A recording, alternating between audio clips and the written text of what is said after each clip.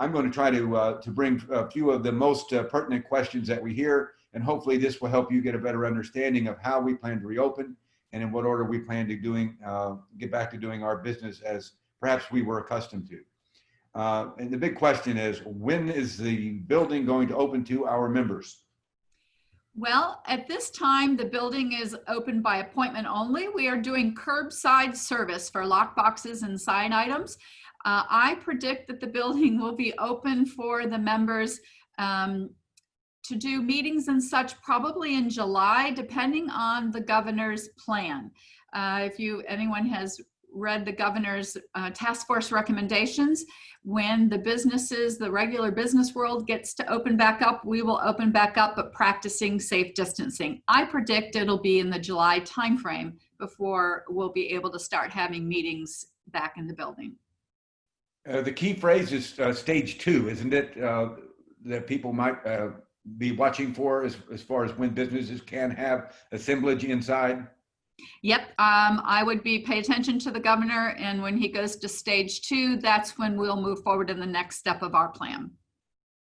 Okay, and are there any parts of the building that will be off limits even perhaps after stage 2 is engaged? Yeah, we're not going to have members lingering in the staff area, and that is for the protection of the staff. That's my job, to make sure everyone stays safe.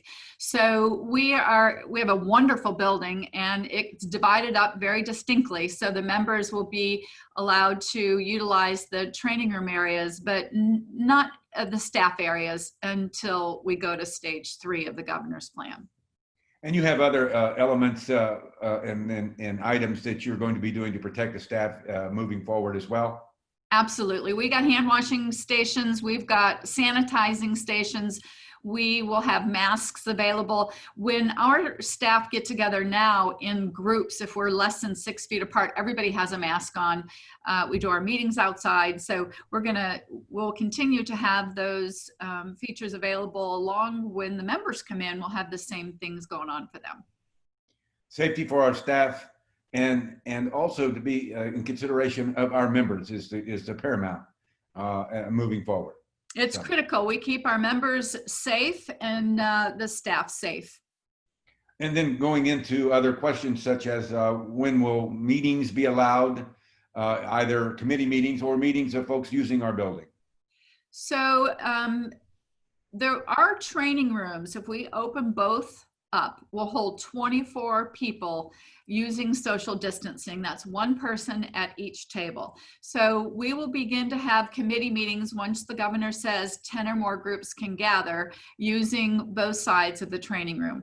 But that's 24 people. So as far as members using our building for sales meetings, again, it would be 24 people or less. Otherwise, they can utilize the outside space. We have our round tables and chairs stored in a container out back. We can open that door. We have a huge backyard here at the building. And so our members can utilize that space and have their meetings outside. Once we start coming in, if I come in, will I have to wear a mask? Will you take my temperature? Will you run that thing up my nose to see what's going on?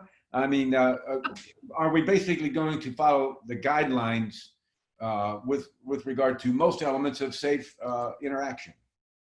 Yeah, we're going to follow the CDC guidelines, and masks in the state of Florida are recommended, not mandatory. So we will recommend that you wear a mask. The staff will be wearing a mask when they interact in the training rooms. We're not going to take a temperature. We do have the infrared thermometer in the building so that we can take temperature if we feel that we're sick. And of course, if anyone is sick in any way, shape, or form, we're asking them to stay away from the facility. And then with regard to training, and kudos to you and staff for the continuous stream of training, and those opportunities have been uninterrupted. The tools and benefits of our membership are completely moving forward, and it's been an amazing non-transition, if you will. But I think the element of getting together and meeting is an important phase that people are looking forward to as well.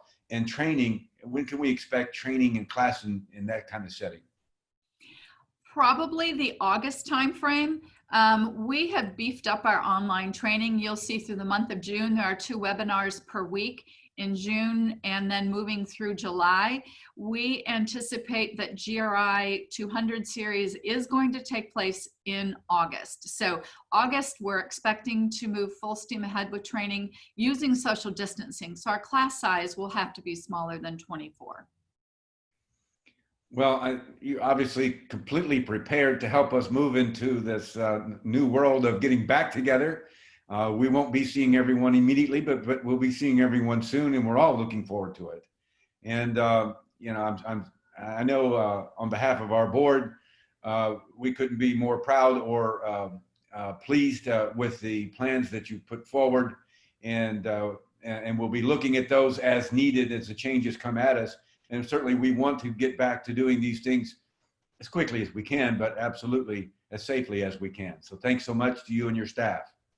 Absolutely. Thank you. And I just want to mention one other thing. Our events, Realtor Roundup isn't going to happen anytime soon, folks, because you get 150 people crammed in a small area. We have done them virtual, Brian. The Realtor Roundup virtual was very successful. So we'll probably do virtual ones for the next month or two, and look for about September timeframe. Whenever the governor says we can have more than 100 people together safely, we might do a Realtor Roundup as an outdoor event. We could have it on the beach. We would just blend right in. Yeah, there you go. All right. Well, thank you, Brian. I appreciate you being concerned and making sure we get the word out about the reopen plan. If anybody has any questions whatsoever, you can reach out to myself or Brian. Thank you so much.